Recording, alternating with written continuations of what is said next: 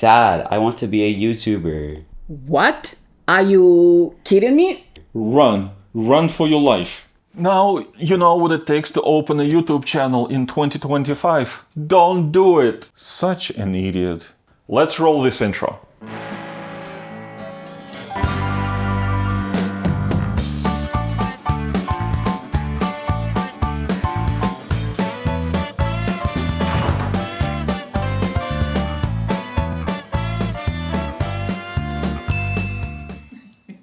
Hello everyone, welcome to my repair shop. I hope you had or about to have a great 2025 New Year celebration. Did you let all of your wooden snakes out of the cages yet? I think I just did. Did you notice that here on YouTube in the past year things have been kinda strange? On one hand, just a year ago a lot of mainstream creators quit YouTube. Yet a whole new type of videos popped up on a subject why you should start a YouTube channel over 30, 40, 50 and 60. What was that? In this video I'll tell you how I opened this channel, what it took and exactly how much it cost in 2025. Because you know, everyone should open a YouTube channel when they're 40 because it is easy, right? Last year I turned 50 and my last New Year resolution was start this, my first personal YouTube channel. Boy, I had no idea what I was getting myself into. Of course you did. Ah, that's you, my evil twin brother from another mother. Go to your little sad corner over there. I'll talk to you later. You petty creature. But you did. All right. Yes, I did. You got me there. You see, I ran and still running a few small niche channels. One being the music my band in Europe writes and I produce. Another one, well, that's a different story. Maybe later. But here is a recap of 2024, what it takes to start a YouTube channel so that you don't make mistakes like I did. I am a nerd with a capital letter N. Always have been, always will be. My entire personal and professional life I've been building hardware for many of you. Yes, I am a hardware engineer in my everyday life.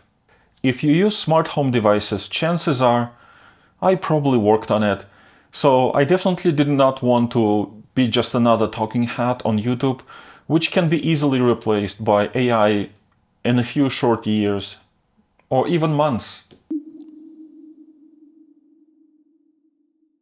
How about building devices and giving some of them to my viewers? Huh. Fair? I think so. You, my viewer, are giving me your time, attention and snarky comments. I wanted to give back to you something useful and tangible. If not knowledge, then something you can put to a good use. Why?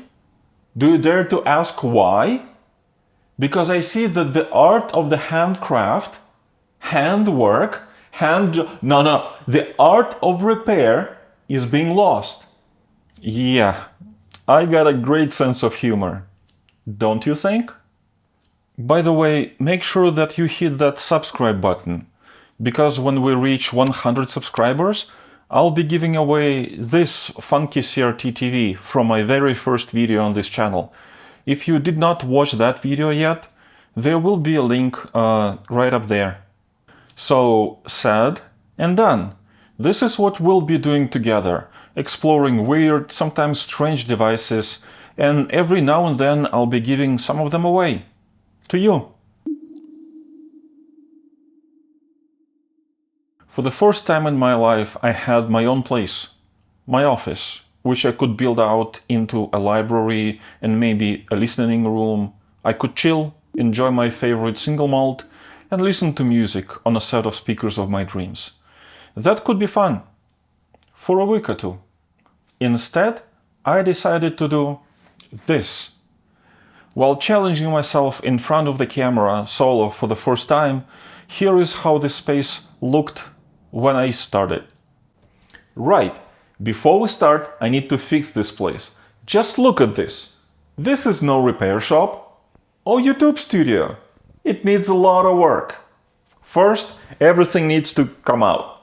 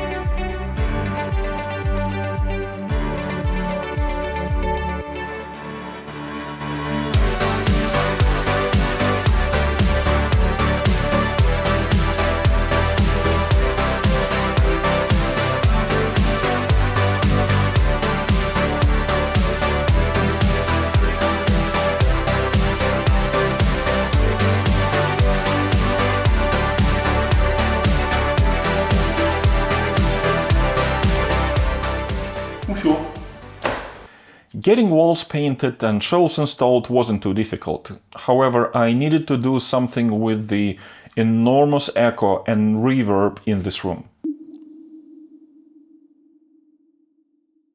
Hear me out. Not many creators here talk about the actual cost of entry into YouTube today. And let me tell you, it is high. Very high. If you're not a media personality but a regular engineer, no, you're not. Because I am a real OMG engineer. You see, it says right here, engineer. You have to compete with all the great videos that have high production value, great cinematic lighting, expensive cameras, and professional sound design. On average, the cost of producing a single video can be anywhere from 1,000 to several thousands US doublons. And to bring this cost down, you kind of have to invest upfront into building out several shooting locations and use it in every videos. First and foremost, quality content starts with the voice. I'm already challenged in this department in 3 different ways, and let me explain. English is my third language, and even though I've been grinding at it since I was 6 years old, translated and published books from English, to this day, and most likely always, I'll carry this beautiful Northern European accent. Right? All right, you lovelies. Hold together. Secondly, I stutter a lot. It takes me a minute to get a sentence out, like an old engine that's sat for years and now has to turn over. But once I get the flow of my words in order, it gets a little easier. Just don't interrupt me in the middle of my sentence. Let me finish my thought. Lastly, it's this. No, not the microphone. It is my natural voice. I have very deep, low, soft voice. I call it phone unfriendly voice or telecom prohibitive. This is what my voice sounds like in real life as recorded by this lovely Neumann microphone. A journey of 1,000 miles begins with a simple step. Now, this is what my voice sounds like when I speak through a cheap condenser microphone. A journey of 1,000 miles begins with a simple step. And finally, this is how I sound if you ever talk to me on the phone. A journey of 1,000 miles begins with a simple step. So all these things are stacked up against me. I might even say, the game is rigged, and this is how I work around it. Most importantly, I needed to get rid of echo. Sound reflections canceled out certain audible waves, and I need every single decibel that comes out of my vocal cords, so that had to happen.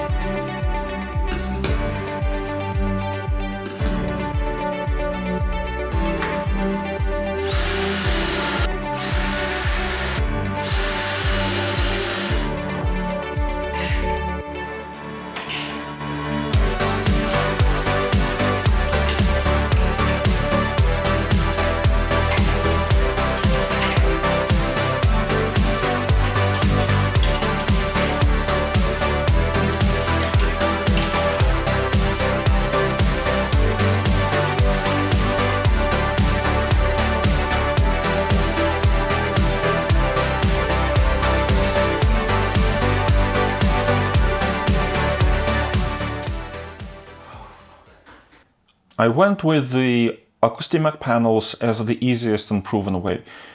You can make them yourself relatively easy, and I have, but I already use them in my home theater, my wife's office, and they work great as is, and actually not super expensive.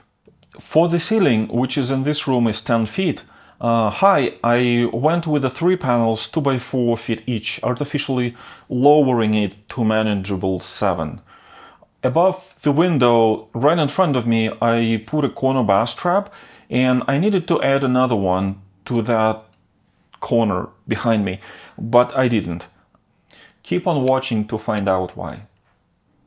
Then I needed something to break up the sound reflections from the walls, but that was easy, and I needed shelves anyway. I filled them with stuff, actually with devices that I'll be revealing on this channel very soon.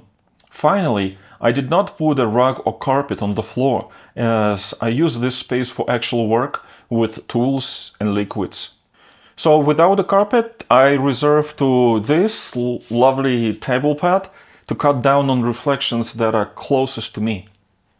You see, every single detail plays a role.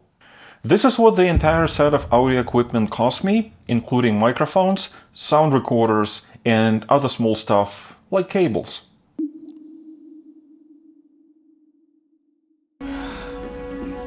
Aziz, light! Aziz, light. I'll be frank with you. Lighting is the most complex part of this entire setup. You really can shoot with your phone, not for long, but yes, you can. And you will get a decent looking video, but only if you invest first thousands into quality lighting. Yes, you can probably get by with one key light and pray that the sun can take care of the rest, but these days, to stand out on YouTube, you really need to develop your channel brand lighting. I already took care of the light spill, as I chose to go with this wonderful color for my walls. Now it was time for experimenting with the lights. I went from this picture to this, and now this. It takes in total nine color-accurate light fixtures to get enough lighting to both film and actually get work done. Remember, I'm not a talking head channel. Here we go. Key light, fill light, backlight to brighten up the shot on my devices on the table, hair light that also acts as effects light for B-rolls, ceiling lights acting as additional fill behind me, shelf lights, and corner light to give some perspective to my background. Finally, practicals, which I always forget to turn on. These are some of my devices glowing when I don't. With that many lights, you can just start buying random ones. If you want to be able to start filming quickly, let's say within 30 to 40 minutes, they all should be controlled by a single app. I went with Amaran Aperture and the Sidus Link app. It's the app integration in the end that drove my final decision. And my recommendation, no matter what brand you choose, make sure ahead of time you can group control and customize all of your lights in one place. This can be an app or a physical remote. So these are the models, and this is the total cost for the light setup. The biggest mistake I made, and I don't want you to do the same. But first, I have this message from our sponsor. Subscribe button. It's free. Thank you. Right. My previous experience with video tech is rather limited. This is my first 8mm film camera. Then 20 years later, I got this Canon 400D, and this is my Panasonic DV camcorder. That's it. I'm an engineer. I'm not a videographer. So I thought maybe I need 2 cameras? Wrong. In the end, I use 4 of them, and one of them is completely wrong. My main camera is Canon C100 Mark II, and I love this little cinema piece of gear. I got it used last year with all accessories for about $1,200, and since then I only bought lenses for it. But on that in a minute. For top-down view, I needed something not necessarily fancy.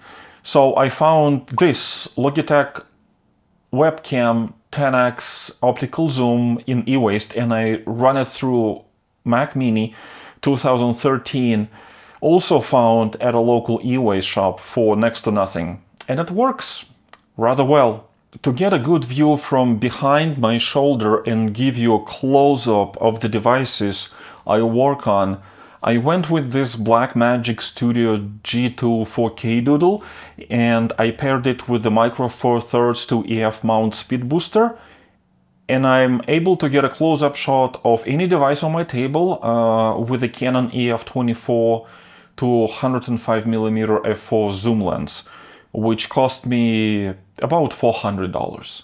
Finally, I needed something portable to put on a slider or gimbal for those smooth and dreamy shots, and brawl. Oh boy, I messed up so badly.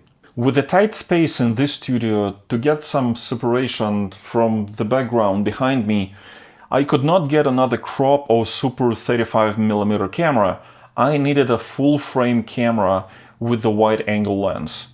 Boy, a full-frame camera is expensive.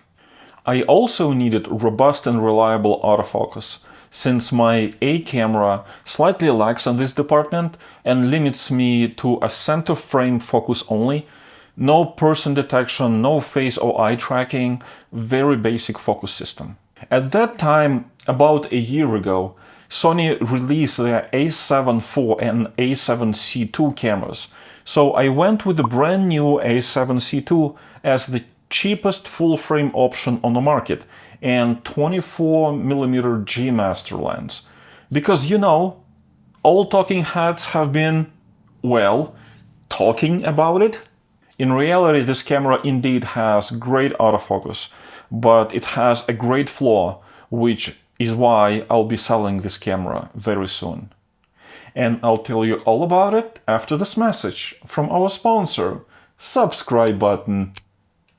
Come on, do it. It's free. Thank you. You see, together with lights and equipment, this place is getting warm very quickly. And Sony A7C II overheats just after 40 minutes, no matter if I'm shooting in 4K or 1080p. It just doesn't have a great thermal dissipation. This is how I prepare for each video.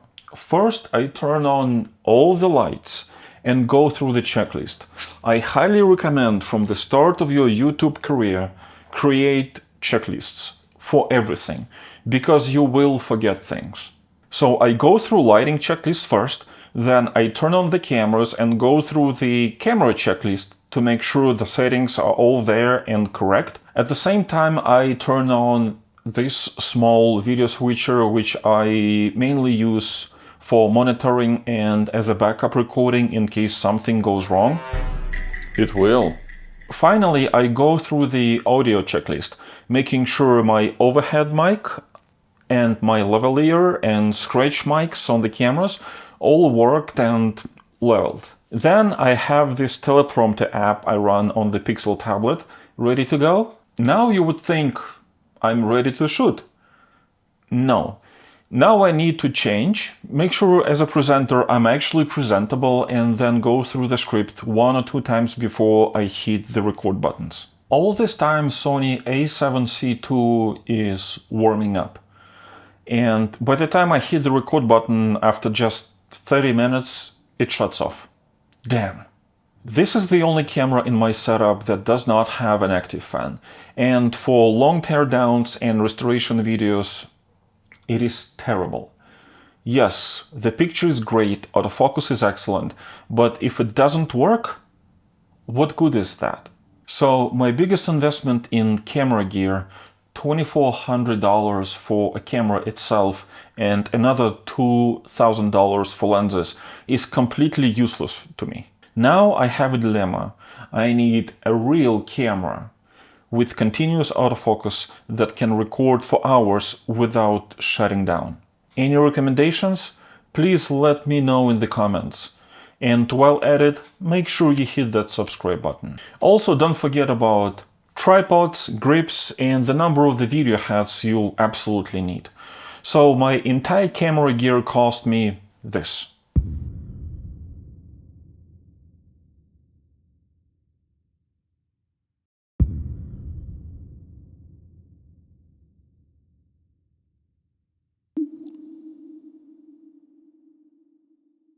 So the video is shot and now it's time for editing. Did you know that on average it takes about an hour of your time to come out with just 1 minute of useful montage? Yes, 10 minutes video is 10 hours of work, 20 minutes video, 20 hours. This includes cutting, graphics, fusion effects, color grading, audio design, the whole 9 yards. For every 2-3 days I shoot, it takes about a week to put a quality video together. And I'm still learning. It would be great to have a video editor or videographer to help me out, but at this time, it's just me. What about the costs? Okay, this is also not cheap. First, you need to pick editing software.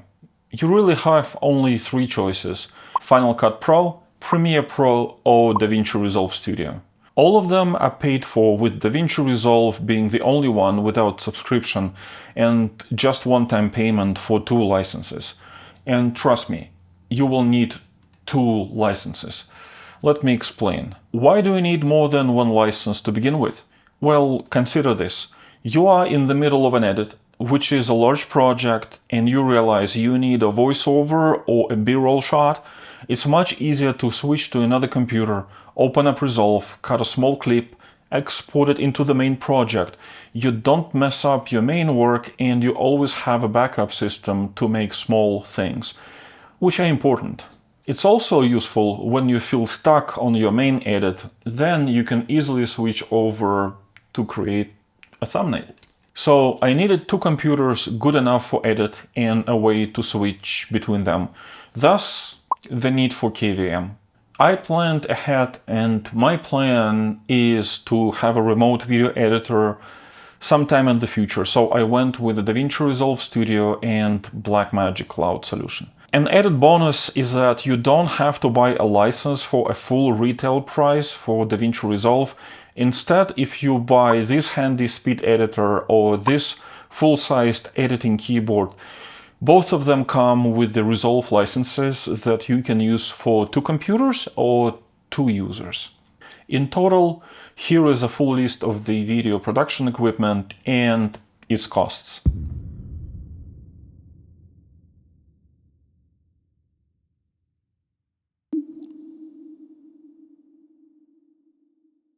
I'll skip over many months that I spent to film pilot episodes, channel intro, and so on. Some of them turned out good enough, and I cannot wait to post them, but the majority didn't. However, you absolutely need 3 to 6 months upfront to shoot content. Get gradually better, and only that hit that publish button. I also skip over the photo shoots you need to plan for your channel avatar, your channel color branding, music branding, storage, networking, practicing thumbnails, and so on. You see, it all adds up very quickly. So after all of this work, earlier last year, I revealed to my wife the total cost of this adventure. With a total of... What? Are you kidding me? $12,848.00. But this was before this entire studio finally got to the point where I can work and film. And to be fair, I need to do this again. I need to talk to Irene once again. No, don't do it. I absolutely need to. You know, honesty is the best policy. No, you don't. You lie. Lie, lie, until you die. No, I will. After all, she is supporting and helping me a lot in this.